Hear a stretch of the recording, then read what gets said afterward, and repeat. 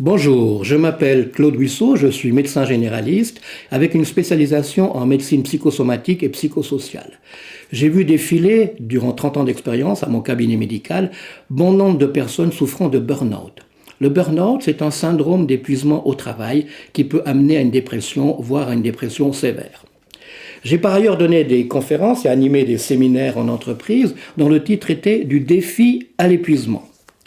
Ce qui me tient à cœur aujourd'hui, c'est d'expliquer les mécanismes qui peuvent transformer un projet stimulant en une défaite programmée.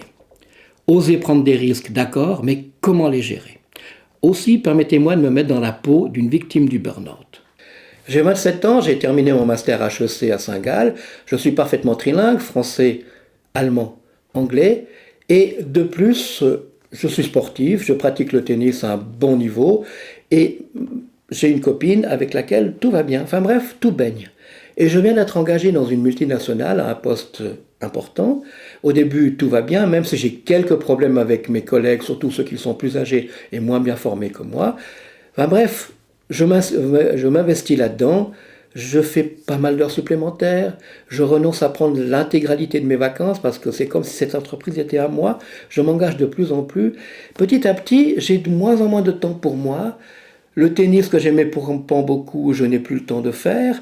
Et je récupère moins bien, je me sens fatigué. Et tout par un beau matin, en me levant, je craque. Je pleure, il y a quelque chose qui se passe mal. Et je suis dans l'obligation de consulter un médecin, ceci à mon corps défendant. Cette personne qui se présente à moi est en fait épuisée. La mesure urgente à prendre, c'est l'arrêt de travail.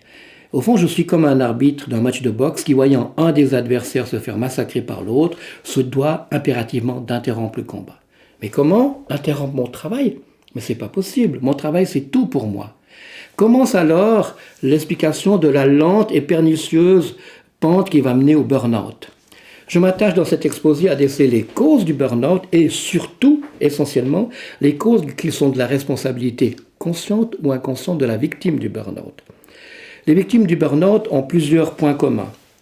Elles ont perdu le contact avec elles-mêmes, elles foncent dans le travail tête baissée, elles sont désorientées, elles ont perdu le sens de la vie et surtout elles veulent plaire, être acceptées coûte que coûte et elles vont en payer malheureusement le prix.